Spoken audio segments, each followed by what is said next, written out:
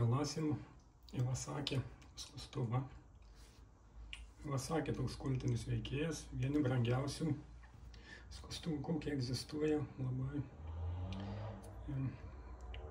labai brangus. Už naują tai 1000 moka užsimerkia, jeigu švedišką plieną, o jeigu iš Tamahaga, tai ir ne vieną moka. Tai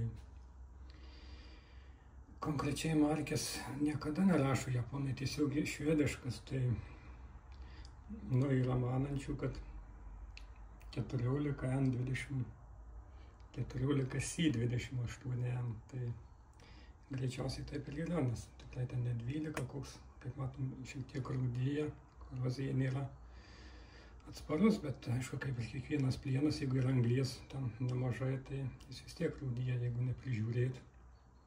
Būklė visai nebloga. Kaip matom, ašmenys, čia prasideda, nežinau, ar taip turi būti, naudotas kažkiek. Jo, viskas kaip ir nesubjauruota, daugmaž poliruota, gamykliškai matosi satinas, šiek tiek įsižiūrėti. Būklė, žodžiu, gera. Galasim su akmeniu karasu, Masamatoyama, tai taip vadina, tai kada japonai nežinau, iš kokios šachtas, tai ir aš nežinau, tai reikia pavadinti. Naudotas, tai aišku, pagalastas buvo, tai tikiuosi, kad pakaks vieno iš karto užbaigimo akmens, tai dar nebandžiau. Imsim Nagurą.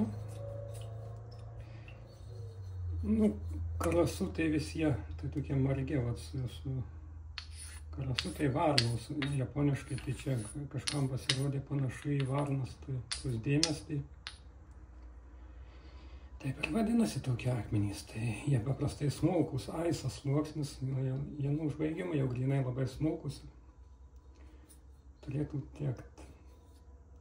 Nagura, ką pagreitina darbą, nukava Nagura ir nes abrazyvų daugiau viršui ir plius užpildo visas poras, ten nelygumą, jeigu kokie yra ant akmens, tai visokie skylės, kilimai. Jie šiek tiek užsipildo ir akmuo tampa dar švelniau dirbti.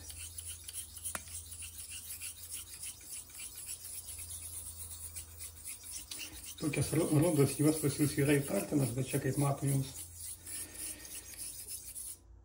tokie rudi dažnai būna. Netgi jaučiasi su ranka, kad ten yra duobutės. Nėra tokie gerai skustuvams. Bet kaip matom, nemuša, tai vadinasi, tiesiog įdubimai jau ne kokie toksiški. Vandenį šiek tiek geria, kaip matom. Kaip matom, geria akmuo. Minkštas gana, kaip vidutinis, 4 apie 4, tai duočiau. Gal daugiau, 4,5 greičiaus. Tos baltas juostas goma, arba dėmės būna, tai jūs niekada nebūna toksiškas, jų bijot nereikia.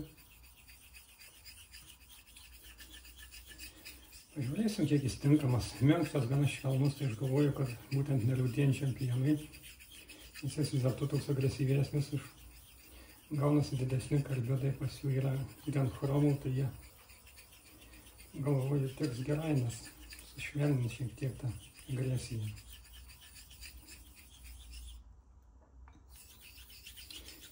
Nelabai aš mėgstu nerūdijantį, nes vis tiek kaip anglinis pienas, kad ir koks jis bebūtų, ir tie miltiniai pienas modernus, jis vis tiek taip jis nepjauna ir peiliai, ir skustuvai. Bet čia jau, kadangi toks kultinis veikėjas, vis dėlto įdomu, ką jis taip nuveikia. Bandžiau kamisorį, gerai, aišku, viskas gerai padaryta, bet kad ten labai jau visa galva už kitus pranašesnis, ten už visokius vienų kopsų ir kitus žinomus, tai nepasakyčiau. Ką žinau, taip susiklostė istoriškai, matyt, kad tapo žinomas, labai populiarus. Šiaip gamina, kamisorius tai gamina irgi, būtent su brendu Iwasaki mokinys. Pirmiausia gamino tėvas, paskui sūnus, dabar sūnaus mokinys. Kamisorius tebe gamina. O tokie europietiški skustuvai tai tik vientašiniai.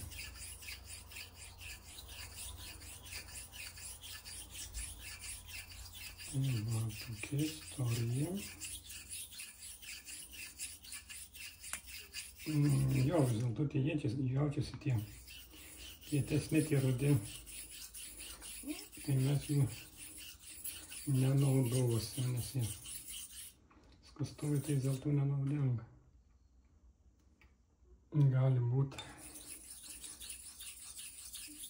negera.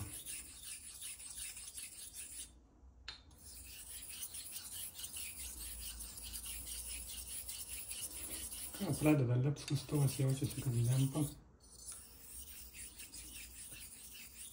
Tai vadinasi jau šūnai bent jau geri. O gal šūnį ar pasiekim, tai matysim ar skuskus. Tai jei neskus, žiūrėsim po mikroskopu, kodėl, nes gali būti dėl ilgai, jeigu ant diržo žmogus, kaip taisyti britų, tai gali užlinzuoti ir mes galąsdami nepasieksim viršūnės. Tokia problema. Nagura dar gerai to, kad minkštos būtent mikava, kas liečia, tai jūs dirbant trupą ir laipsniškai glūdytumas auga ant jų, tai taip žodžiu gaunasi taip, kaip ir reikia galąsti. Nuo grubesnių prie smulkesnių, tai procesas taip ir įvyksta. Savaime su naguru. Baigiam ant švaraus akmens, nes naguras vis dėlto abrazyvas priekį ritinėjasi kažkiek ir bukina ašmenį šiek tiek. Jei norim švelnesnio skutimo, kartais galima išgauti su šiek tiek suspenzijos užbaigiant.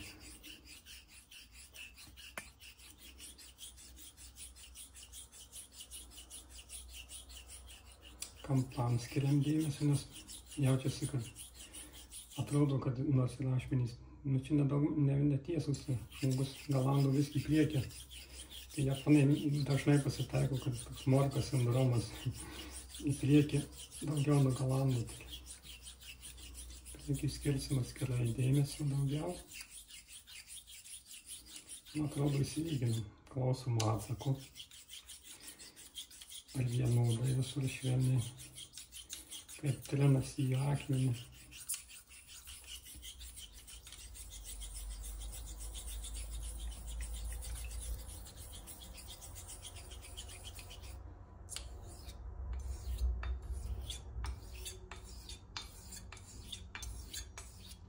Jau vandenį geria.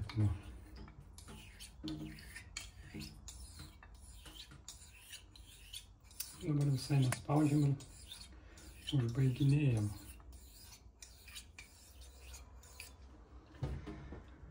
Ir po vandenio. Tas baigiamasis etapas. Nuplauna viską, visus suspenzėlės, švarumus ir plius tepa akmenį, tai dar gaunasi švelnesnis kontaktas. Maksimalus aštrumas bus pasiektas tokiu būdu.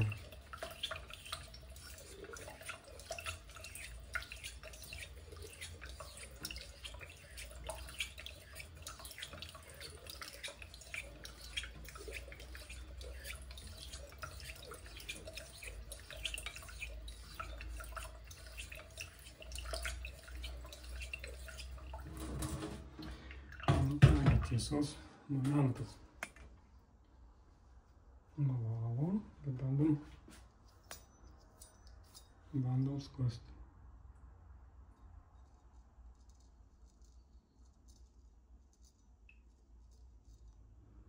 Taip laisvai kabinti nenori, bet skutė normaliai, švelniai bus ant odos galima eit, ką ir padarysim. Grįžtam su plauku, perėmėm ant kanajamą diržą 50 kartų daugmaž. Plaukas plonas, tokia demonstracija. matom, kabina lengvai ir gana švelniai. Tai taip ir paliksiu. Skusimės, žiūrėsim, kas gausis. Dėkui už dėmesį. Iki.